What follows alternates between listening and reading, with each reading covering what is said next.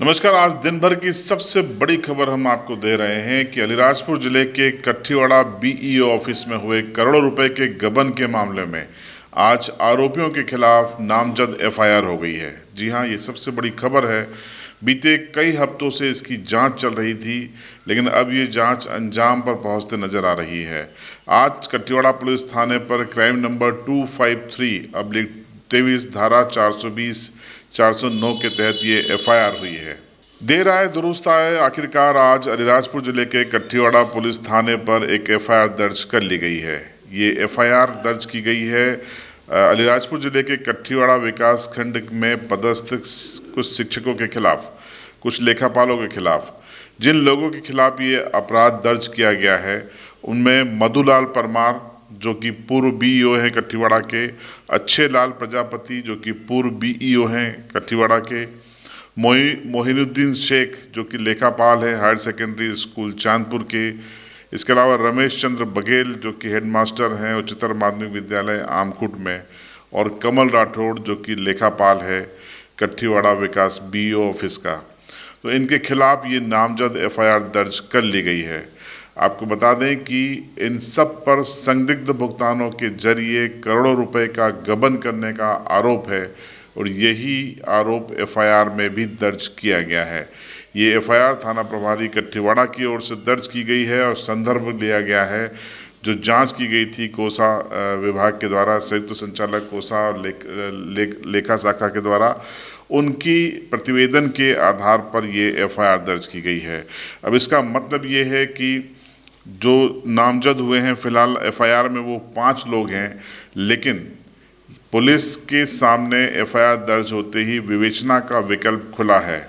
अब पुलिस इस पूरे मामले की बारीकी से जांच करेगी और जांच के आधार पर जो अन्य आरोपी बनते हैं उनको आरोपी बनाया जा सकेगा।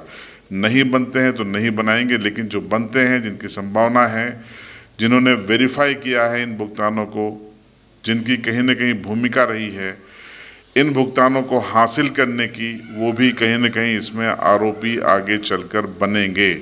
तो ये महत्वपूर्ण डेवलपमेंट है। अलीराजपुर जिले के इतिहास में पहले उदयगढ़ विकास खंड में बीईओ ऑफिस में इस तरीके का घोटाला हुआ था जिसमें कई बीओ जेल में गए और लेखापाल शायद अभी भी जेल में है, और अब ये उससे कई गुना बड़ा घोटाला कठीवाड़ा में हुआ है। और दिलचस्प बात यह है कि घोटाला लंबे समय से चल रहा था, लेकिन किसी के कानों पे जू नहीं रहेंगी, किसी ने इस पर ध्यान नहीं दिया और घोटालेबाज अपनी संपत्तियां खड़ी करते गए, वीवीआईपी लाइफ स्टाइल जीते रहे। लेकिन जब इस पर नज़र पड़ी तो अब ये सब जेल के सलाखों के पीछे जाना इनका तय है। चूँकि ये डॉक्यूमेंटल प्रूफ है, इसलिए कोई नेतागिरी नहीं इन्हें बचा सकेगी, न ही कोई अधिकारी इनका फेवर कर पाएगा, क्योंकि रिकॉर्ड को आप कहीं नहीं ले जा सकते। अब बचने का एक ही रास्ता है कि गबन की गई राशि को आप वापस शासन को लौटाएं, तब शायद माफ़ी मिल जाए। लेकिन अब कोर्ट को ये डिसाइड करना होगा, पुलिस के इन्वेस्टिगेशन के बाद टाइटल डिसाइड होगा कि ये 20 करोड़ या जो भी उससे अधिक का गबन बताया जा रहा है, क्या वाकई में इन्होंने किया या नहीं, और नहीं किया तो ये राशि कहाँ गई, और नहीं किया तो किसने किया, ये राशि वापस कैसे मिलेगी, ये भी इस पूरे उसमें विवेचना का विषय है। क्या आरोपियों से राशि, उनकी संपत्ति को रात-सात करके कुर्क करके वसूली जाएगी, क्या उनकी प्रॉपर्टी कुर्क की जाएगी, ये भी एक बड़ा सवाल इस इन्वेस्टिगेशन का जो कि खड़ा हो रहा है। दिलचस्प बात यह है कि इस पूरे मामले को लेकर जो गति दिखाई जाने की ज़रूरत थी वो सिविल एडमिनिस्ट्रेशन ने नहीं दिखाई।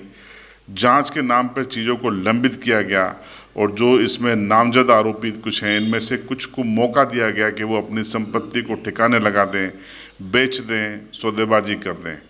ये उनको या अपनी जेल जाने के पहले तमाम सहूलियतें अपने लिए व्यवस्थाएं बना लें, इस तरीके की पूरा एक अवसर दिया गया। और ये गठबंधन बड़ा अजीब है जो कि अलीराजपुर में चल रहा था। लेकिन देर आए दुरुस्त आए, चुनाव हो गए, शायद सियासी नफ़ा नुकसान देखा गया होगा। अब एफआईआर हो गई है। अब बड़ा सवाल ये है कि इन आरोपियों की गिरफ्तारी कब होगी और गिरफ्तारी के बाद इन आरोपियों से पूछताछ कब होगी। पूछताछ में ये क्या कबूल करेंगे, किसका नाम लेंगे। ये तमाम चीज़ें हैं और उनके बयानों के आधार पर ही इस मामले के आरोपी आगे और भी लोग बनाए जा सकते हैं। 35 तो लेखापाल के रिश्तेदार बताए जाते हैं और कुल 134 नाम हैं। इन लोगों के खातों में पैसा कैसे आ गया, क्यों आ गया, और जब पैसा इनके खातों में आ रहा था तो इन्होंने इसकी सूचना शासन को क्यों नहीं दी कि बगैर किसी उसके उनके खातों में भुगतान आ रहा है, बैंक को इसकी सूचना क्यों नहीं दी, उसका निकाल के उपभोग क्यों करते रहे। कागज में तो आपने निकाला है, रिकॉर्ड में निकाला है। तो निश्चित तौर पर ऐसे लोग भी आरोपी बनेंगे और इसमें अगर ईमानदारी से जांच हो जाए तो इसमें आरोपियों की सूची 150 के पार जाने वाली है। अब देखना ये है कि आर्थिक मामलों के जो अपराध होते हैं उसमें जांच का, स्थानीय पुलिस का अनुभव बहुत ज़्यादा अच्छा नहीं होता। ऐसे में बड़े अधिकारियों की निगरानी बेहद ज़रूरी है। एसपी अलीराजपुर राजेश व्यास साहब और इलाके के जो एसडीओपी हैं वो किस तरीके से इस पूरे केस को मॉनिटर करते हैं, इसकी विवेचना को आगे फॉरवर्ड ले जाते हैं, एडवांस टेक्निक का सहारा लेते हैं, इसका इंतज़ार रहेगा। और इस पूरे इन्वेस्टिगेशन पर सीबी लाइव की नज़र रहेगी और इन्वेस्टिगेशन के दौरान आने वाले हर अपडेट की आपको जानकारी देंगे। आपको हम बता दें कि ये हमारा पार्ट 2 नहीं है, ये सिर्फ एक इन्फॉर्मेशनल वीडियो है। चूँकि मामले में एफआईआर हुई है इसलिए हम ये वीडियो आपके लिए बना रहे हैं।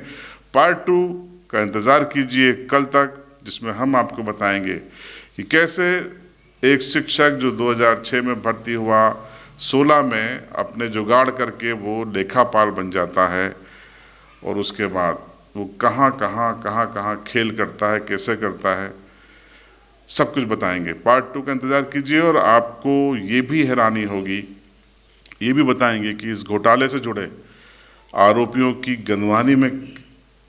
आरोपियों में से गंदवानी में किसने टाउनशिप काटी है, किसके शहर में 2 दर्जन से ज़्यादा प्रॉपर्टी है, वो भी आपको बताएंगे। बने रहिएगा सीबी लाइव के साथ।